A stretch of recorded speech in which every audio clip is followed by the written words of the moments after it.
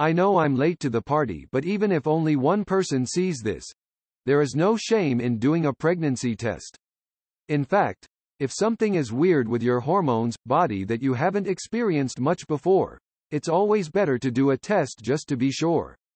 Even if it's unlikely you are pregnant, if there is any likelihood at all, just do the test and be sure. I heard of it so many times at this point that even fully grown women hesitate, sometimes for weeks, to do a test, and it can land you in hot waters. Besides, it is agony to have that creeping doubt. Every contraceptive can fail, and it's much better to know early and have all the options. On that same note, cheap pregnancy tests work exactly the same and are just as effective as expensive pregnancy tests. I keep a multi-pack of cheap stick tests just to be sure. I live in a household of girls. We keep a Costco pack under one of the bathroom sinks like we do tampons and toilet paper. It happens. Rather us be prepared with a stick than have to go run and grab one in the moment.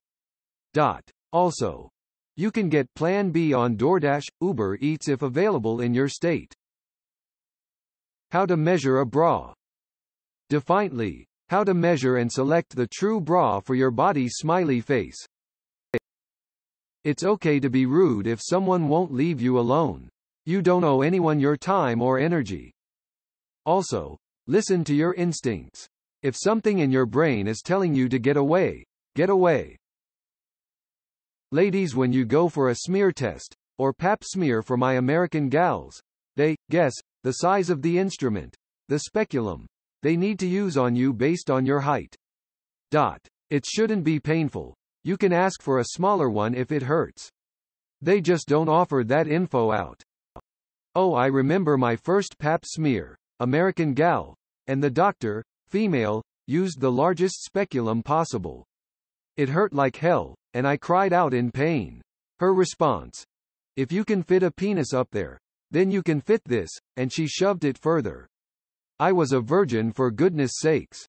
Only 13 years old, and the reason I was getting a pap smear was because I was having heavy painful periods that lasted for weeks. I ended up prescribed with birth control pills to regulate my periods. After that, I was beyond petrified to have sex. How to wash genitals. Many women have gotten infections due to not knowing how to wash themselves. Like fragrant soaps or douching is obviously bad but not taught very often. Edit. https://youtube.be/9v1eovmgnh4. This video by an OBGYN will show you how to clean your vulva. When I was around 12, my aunt gave me some terrible advice. I love her a lot, but this really fucked me up. She told me to go inside with the soap, like all the way. To her credit, she told me to do it with the kind of soap that is made for washing down there. Little me went and used Dove vanilla-scented soap to do it. After getting the infection, I really thought I was just smelly. Was never educated about these kinds of infections. I was 12. So I went and washed even more vigorously with the same soap the next day. And again, and again. I had no way of knowing how terrible it was for me. I don't remember how it stopped, but that infection was long-lasting and it made me want to skip school, which I did a few times because of this. This is the importance of teaching kids the right things. Clean your makeup brushes. Your skin will thank you. And your sponges. They're harder to clean, but the gunk really builds up if you leave them. Honestly, sewing and altering clothes not for gendered reasons, but because our clothes oftentimes fit irregularly. A size 12 in one brand will fit completely differently from a size 12 in a different brand. Also, you can learn to sew larger pockets into your pants. Say no more. You had me at pockets. You do not have to take care of everyone around you. #YOU do not have to take care of everyone around you. Don't hold different standards for yourself that you wouldn't hold for the ones you care about. I'm so guilty of this. It is a hard habit to break. Lactating women do not have just one stream of breast milk that comes out of the middle part of the areola. Yup. It all looks a bit more like a watering can. You have multiple ducts where milk is released. Adding on to this, people need to understand a bit lore about the basics of human lactation. How it works, what is normal, abnormal, and where to reach out for help, and to do so the second you have questions. Lactation issues are much easier to correct the sooner you get help. Take action and yourself at first priority. If your gut is telling you that a group is making you uncomfortable, excuse yourself accordingly and don't underestimate your gut. If you think your period has started and/or leaked, don't wait and check. Road trip and need to use the restroom? Due to our lack of water pistols, please stop at a gas station. Also, just a note, your tummy will look different throughout the day. Usually it gets larger and smaller post-meal and from varying gas amounts. It's okay. They're made to protect organs. Anyway, they don't have to be as flat as a door. Greater than it's okay. They're made to protect organs. Anyway, they don't have to be as flat as a door. Man, why do I need to keep telling myself that?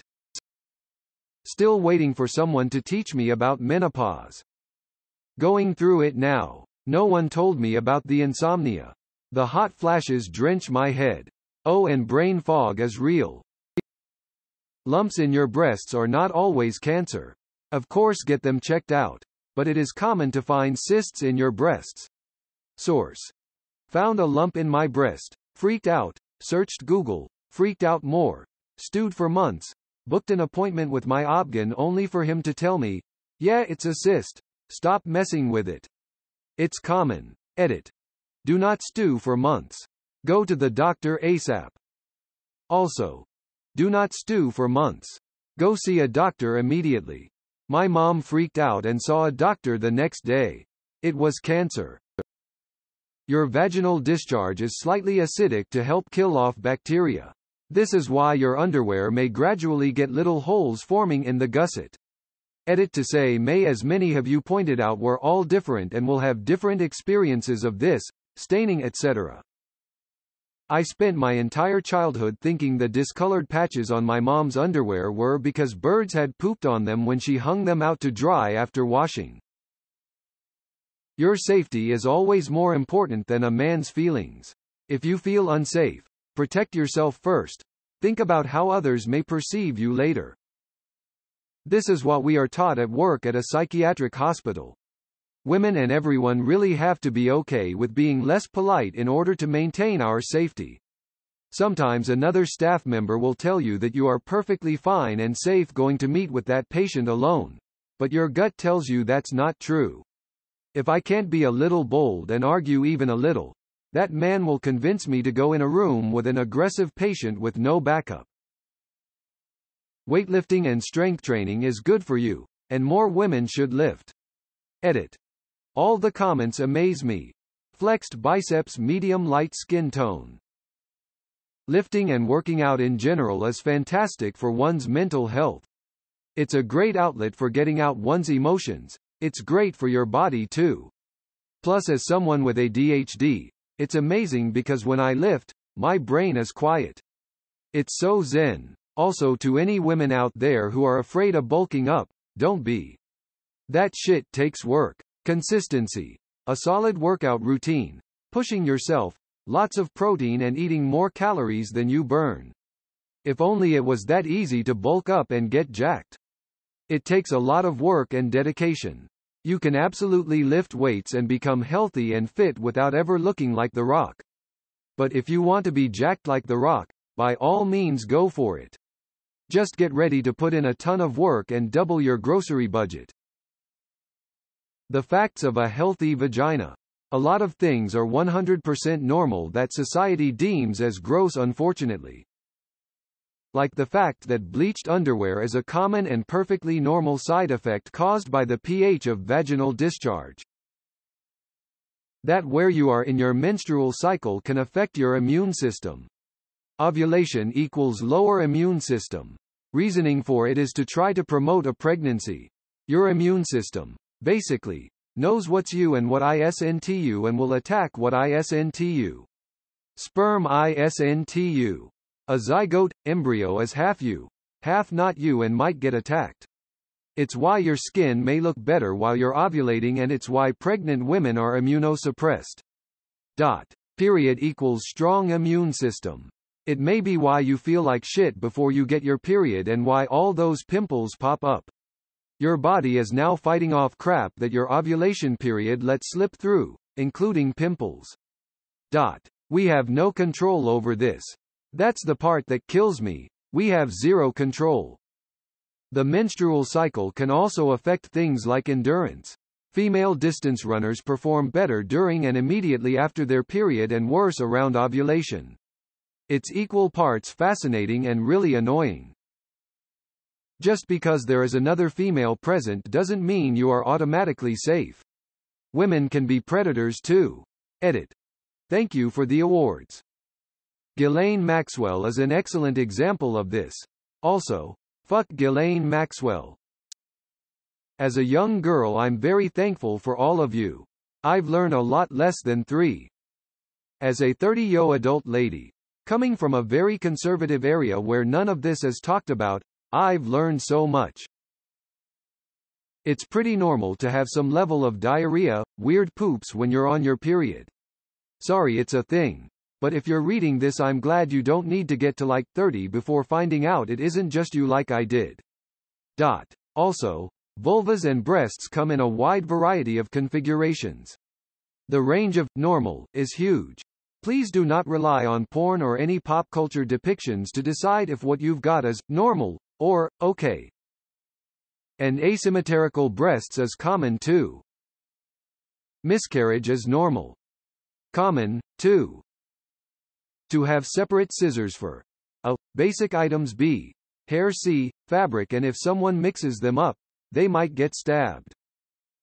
The leftover trauma of using my mother's good scissors as a child. How to negotiate a pay raise, higher salary, etc. Too many of us, girls and boys, are not taught how to advocate for ourselves and know our worth to employers. This last time I was offered a promotion at a corporate job, they were all, oh boy. And you'll get a $2 an hour raise. I said I'd call them back shortly. Did the math. With the amount of commissions I got on top of my hourly, they'd have to give me a $3 a raise just to match my average pay. Not to mention the raise needed to cover my new responsibilities. I called back and told them as much, and said I'd take a $6 per hour raise to start, and if the store numbers went up in the first month by 10%, I'd take another $2 after 30 days, and we could renegotiate after 90 days of the promotion, depending on store numbers. They said they couldn't do that, so I said I'd stay in my current position. They called back within 5 minutes and agreed. I said I'd wait on the paperwork confirming it, and wouldn't ya know it? It worked. Thousands of companies exist with the sole purpose of making you feel insecure about some bullshit non-issue, then selling you a made-up solution. Don't give these people your money. Acquire more houseplants instead. Spoken like a true big houseplant corp representative. S. Your vulva won't smell like flowers, and it doesn't mean it's not clean, healthy. And you're not supposed to wash the inside of it. Your body cleans it itself. Guys, I don't mean smelly vaginas. If your vagina has a unpleasant strong odor and or green, brownish discharge, you should see a doctor. I'm referring to natural smell, which is not flowers and soap. Expanding on this, gently clean out your clitoral hood. Smegma can form in there similar to under the foreskin.